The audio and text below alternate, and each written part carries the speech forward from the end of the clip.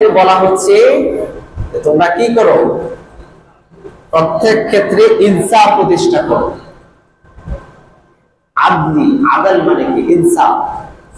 এবং হচ্ছে ইহসান, সকল সৃষ্ট জীবের উপর কি করো?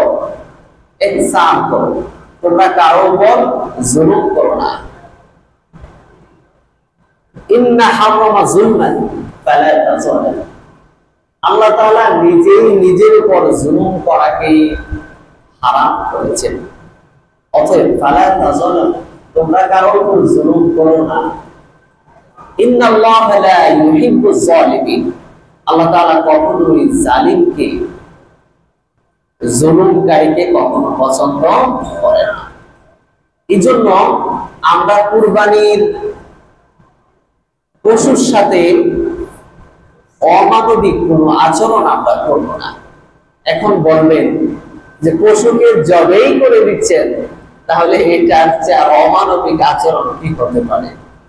প্রিয় ভাই শুনুন, কোরবানির পশুকে আমরা জবে করছি, এটা আল্লাহর দেওয়া নির্দেশ। কোরবানির একটা পশুকে যখন তার গলার ভেইনগুলো কেটে দেওয়া হয়, তখন আর এই পশুর কোনো কি আসে না, কোনো কষ্ট হয় না। এটা ভেটেরিনারি চিকিৎসক যারা, এরাই গবেষণা করে বলেছে, যখন জবিলার ভেইনগুলো কেটে ফেলা হয় তখন আর এই পশুর কোনো কষ্ট হয় না। অতএব এটা আল্লাহ তাআলার দেওয়া একটা নিয়ামত হালাল করেছেন। সেক্ষেত্রে আমরা পশুর সাথে অমানবিক কোনো আচরণ করব না।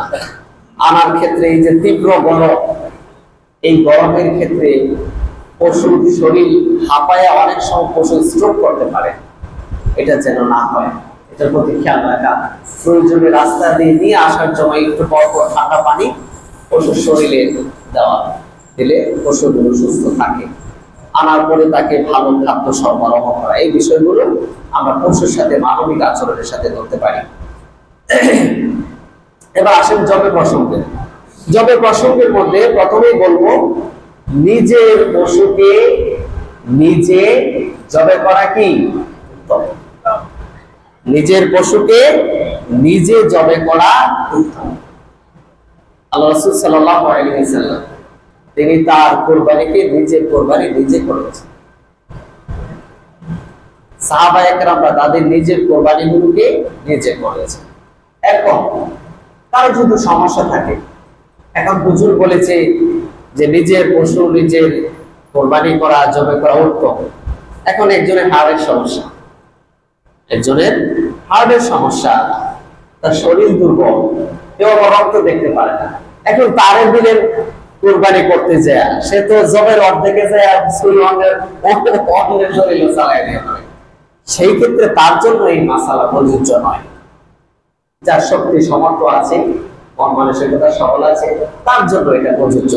নিজেরটা সম্ভব হলে নিজে জবে করা উত্তম। আর নিজে না পারলে যে পারে, আমরা তো আপনাদেরকে সহযোগিতা করার জন্য আছি ইনশাআল্লাহ। এরপরে যদি আত্মীয় স্বজনের মধ্যে কেউ পারে, তাকে দিয়েও আপনি জবে করাতে পারেন।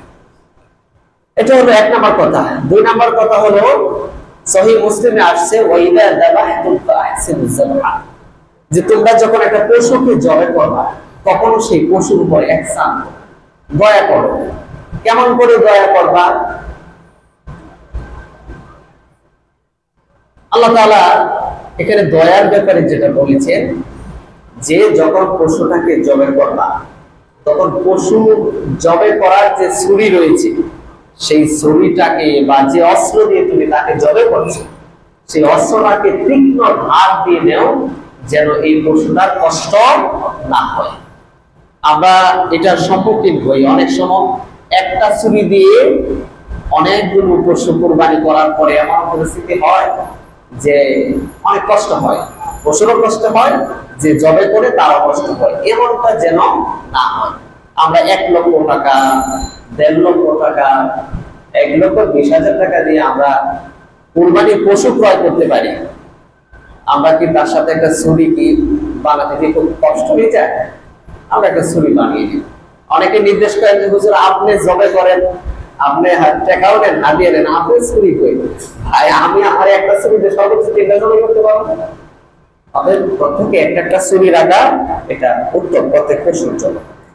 এই জন্য তীক্ষ্ণ ধার ওয়ালিহুদ্দা আহাদুকুম সুফরাতাহু ওয়ালিরিহ দাববিতাহ, অর্থাৎ তোমরা যখন জবে করবা তখন তোমাদের ছুরিটা যেন তীক্ষ্ণ ধার হয়, ভূতা ছুরি দিয়া জবে করবা। এরপরে পশুকে যখন জবে করা হবে তখন তার হাত পা গুলো শক্ত করে রশি দিয়ে বেঁধে নেওয়া, যাতে কষ্ট আপনাদেরও রিস্ক না থাকে, পশুরও কষ্ট না হয়। জবে করার ক্ষেত্রে একটি বিষয় লক্ষণীয়, তা হচ্ছে যখন জবে করব আমরা কয়টা জিনিস কাটতে হবে? জবের ক্ষেত্রে 4টা জিনিস কাটতে হবে। কয়টা জিনিস? 4টা। কণ্ঠনালী, শ্বাসনালী আর 2টা রগ, যে রগগুলোকে জবিলার ভেইন বলে। হ্যাঁ, এই দুই পাশে 2টা রক্তনালী আছে। এই 4টা জিনিস কেটে দিলেই ইনশাআল্লাহ জবে হয়ে যাবে। এরপরে হাড়ির মধ্যে খোসাখুসি করার দরকার নেই। এরপরে হচ্ছে